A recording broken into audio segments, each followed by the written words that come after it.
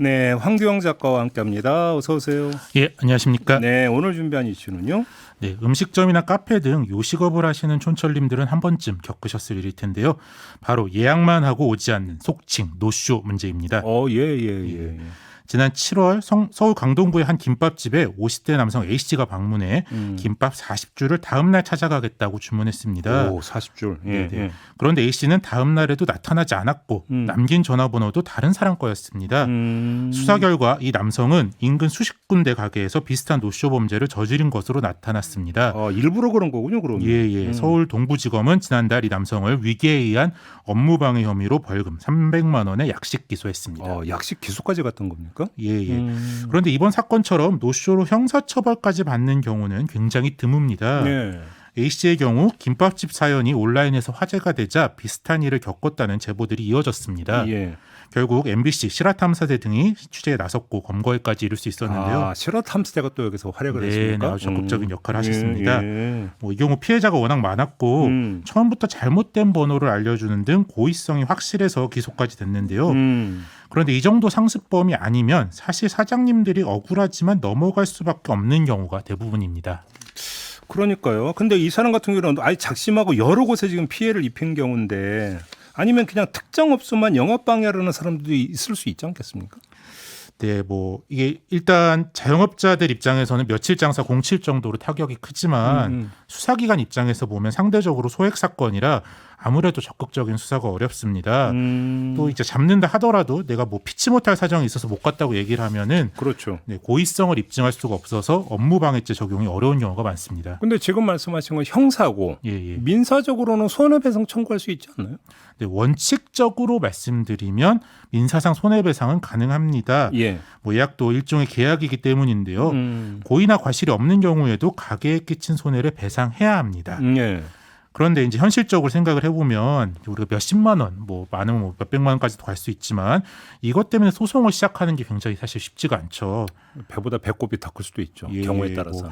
또 우리가 예약할 때 계약서를 쓰는 것도 아니고 보통 전화번호만 남기는데 소송을 시작하기 위해 상대방의 신상 정보를 알아내는 것 자체가 굉장히 어려운 일입니다. 그럴 수는 있겠네. 네네. 근데 너무 억울하고 너무 화나갖고 내가 억만금이 들더라도 끝까지 한번 가보겠다 이럴 수도 있잖아요. 네, 소송을 그런 마음으로 시작하실 수도 있는데 예.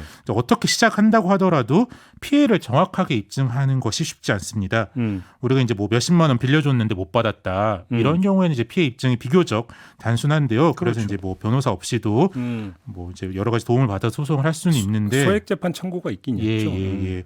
그런데 노쇼의 경우 내가 음식을 얼마나 준비했는지 그 예약 때문에 손님을 몇 명 못 받았는지 또 이제 못 판 음식을 폐기했는지 아니면 다른 손님이 팔았는지에 따라서 이 피해 규모가 다르고 그렇죠. 그럴 수 있죠. 예. 그리고 또 우리가 음식을 준비할 때 딱 그 손님만을 위해서 준비하는 건 아니니까 이게 복잡한 문제인데요. 이 소송을 거는 쪽 그러니까 사장님 쪽에서 이 피해를 다 입증해야 합니다. 입증 책임이 사장님한테 있다. 그게 이제 민사소송의 원칙이기 때문에 그런데요. 그럼 이제 예약을 받는 순간 내가 이거 소송까지 갈 수도 있다. 그래서 증빙을 다 남겨야 된다는 뜻인데. 너무 번거롭죠. 이런 거. 네. 저라면 이거를 다 이겨내면서 민사소송을 끝까지 가져가기는 어려울 것 같습니다. 현실적으로 그런 문제가 있다. 그럴 수 있겠네요. 근데 그러면 형사도 어렵고 민사도 어렵고 그럼 그냥 당하라는 얘기입니까 이게? 그렇죠. 그래서 이제 정부가 노쇼 예방과 해결에 좀 더 적극적인 역할을 할 필요가 있습니다. 네. 지금도 이제 중소벤처기업부나 대한법률구조공단에서 소상공인 대상 법률 지원 사업이 있기는 있는데요. 일단 장벽이 너무 높고 사장님들이 먼저 접수하는 사건만 수동적으로 처리하는 경우가 많습니다.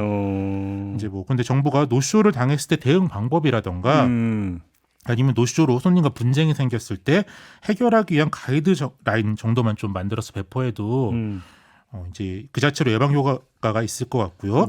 사장님들도 조금은 마음이 편해지지 않을까 싶습니다. 지금 가이드라인 얘기하니까 그 생각이 퍼뜩 드네. 지금 돈워리님이 또 이런 댓글을 달아주시기로 했는데 미리 상금이라도 받아야 할 것 같아요. 이젠 예약을 어떻게 믿나 이렇게 해주면 바로 이 점인데 그렇게 주문을 맞이하시면 저희한테 성금을 주셔야 됩니다 하면 저 그러면 안 해요. 기분 나빠요. 막 이렇게 될 수가 있기 때문에 성금을 요구하는 경우가 참 어렵잖아요.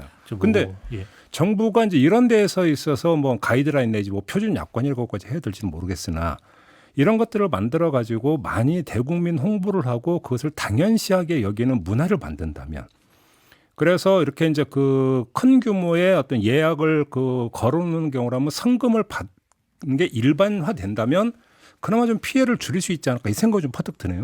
그렇죠. 정부가 뭐 직접 지원을 나서서 뭐 큰 사건 몇 개라도 일벌백계 한다는 식으로 해결을 직접 해보인 걸 보여주면 그렇죠. 좀 뭐 그런 것들도 효과가 있을 것 같습니다. 그러니까 하루 벌어 하루 먹고 사는 입장에서는 다만 몇만 원, 10만 원, 20만 원이 얼마나 큰 돈인데 그게 하루 장사 공치고 이틀 장사 공쳐버리면 그 억울해서 어떻게 살겠어요. 그렇죠. 힘 빠져서 장사 참 못하죠. 아 근데 그것도 그런데 도대체 작심하고 그렇게 돌아다니면서 노셔버리는 사람들은 도대체 무슨 심사로 이렇게 이런 짓을 벌인답니까? 그러니까 뭐 자기가 이익이 있는 것도 아닌데 참 이상한 마음인 것 같습니다. 이해가 안 되네 정말. 닮은 살결님이 소송 걸다가 화병 걸리겠네요라고 했는데 여러 가지로 화병 걸 일이 좀 많이 있는데 좀 뭔가 좀 개선책이 필요하다 이런 말씀 드리면서 마무리하죠. 황도영 작가였습니다. 고맙습니다. 예, 감사합니다.